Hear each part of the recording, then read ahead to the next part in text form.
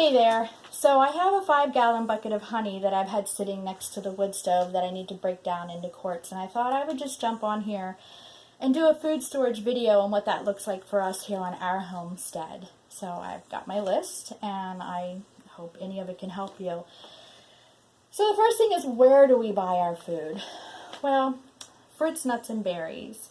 We do have those planted here on the homestead, but we've only been here for 4 years, so a lot of them only produce what we need to eat fresh. We're not getting enough to put up anything in any way. So fortunately, though, where we live, there are plenty of orchards around us that grow these things, and we can buy them in bulk and put them up for the winter.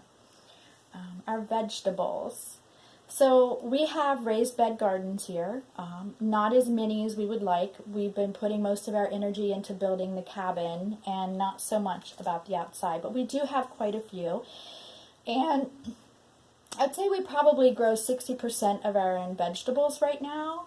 What we cannot grow and that we want to put up for the winter, we have an Amish farm here in Pennsylvania, not far from us, that grows everything non-GMO, and they sell for an amazing price. So we buy in bulk what we can't grow, and we put it up. Dry goods. So we're a part of a buying co-op that gets together once a month, and we place orders and on what we need, and we bring it home and put it up. So with this co-op, we're able to get any kind of dry foods that you can think of, wheat berries, rye berries, coconut, dry beans, oatmeal, sugar, anything you can think of dry that you might want to put up for the winter, we're able to get through there for a really good price. The other thing we have available with our buying co-op is honey. So we're able to get tested pesticide-free honey. I usually buy it by the 5-gallon buckets. I think you can get it by the gallon as well. They just break it down for us, but I always get a 5-gallon bucket. Maple syrup, we're able to get organic maple syrup. Again, I buy it by the 5-gallon bucket. Cheese, we're able to get cheese. They have meats available, like hot dogs and different kinds of meats they have available you can get. They also have available organic produce. Now, we don't normally get the organic produce on our monthly order. However, in the winter time, when, we don't have anything growing outside yet, we'll sometimes get some things from there that we feel like we want to have. It's just a really nice extra bonus to know that we can do that instead of having to go to the store. So the other thing is meat and dairy. We're 100% sustainable on our meat and dairy. We have all of that supplied right here, and it's just a real bonus to us. How we store our food. So I do a lot of canning, freezing. I freeze all of our meat. Sometimes I'll can some meat, but I am not a fan of canned meat. Sometimes I'll have some, like chicken or something, just for convenience sake if I need it. But so we can and we freeze and we dehydrate a lot of things here. And the dry foods we store in these buckets. So if it's something I'm going to use in the year, then I'll just use a regular bucket and a regular lid. This bucket will go out into our stock room. I think this one has rye berries in it. If I need some, one of us will go out into the stock room and we'll fill it up usually in either a half-a-gallon jar or a gallon jar. These are glass jars. We'll fill it up into these, and these go into our pantry so that we're not storing these great big buckets in the pantry and taking up way more space than what we actually have. So that's what we do. Now, if we're going to store a dry good for longer than a year, we will use a gamma lid. But if it's only for a year's time, this lid is perfectly fine. So last, our food storage plan. So this got a little interesting for us this year when I realized I'd been making some pretty big mistakes. So we started food storage about 20 years ago. We had the 2 girls still at home. We homeschooled, so I wanted to know how much food we eat in a year.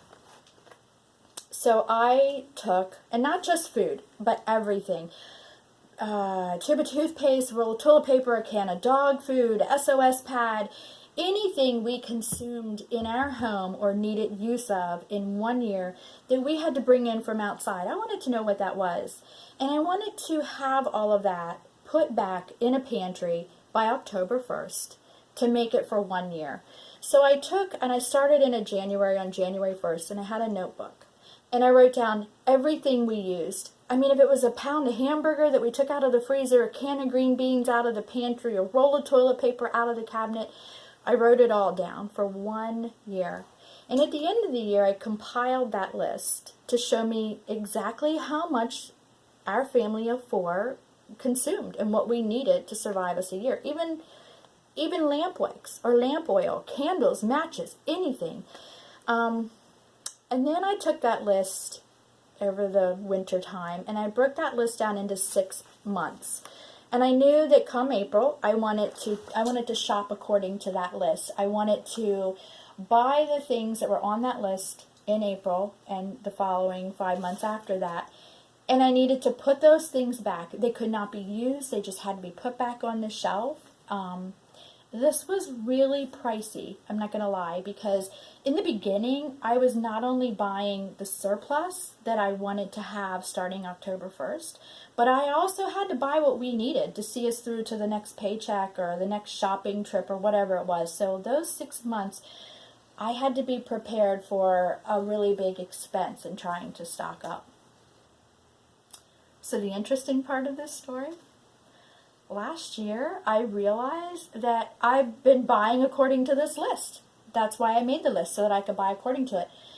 But our girls left home 10 years ago, maybe even more than 10 years ago, and I've still been buying according to this list. So in January of this year, I started a new list based on just the 2 of us here at home.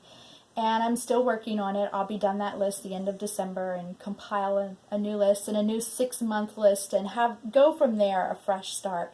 But with that fresh start for us meant that we wanted to completely empty our pantry and our stock room. We wanted to use up everything that we had. If we couldn't use it up, we were going to give it away. If it wasn't worthy of giving away, we were going to toss it. So that's where we're at right now. We're in the process of using things up and going through things, getting rid of stuff, and finishing up the list for this year and seeing what next year looks like for us. So I really hope any of this information helped you and encouraged you. If you have any questions or comments, or if I can help you figure out for your family what you need or how to go about creating this list, or any other storage ideas, or even helping you try to find a place to buy wherever you are, just drop a comment below and let me know, and I'll get right back to you. So I'll see you later.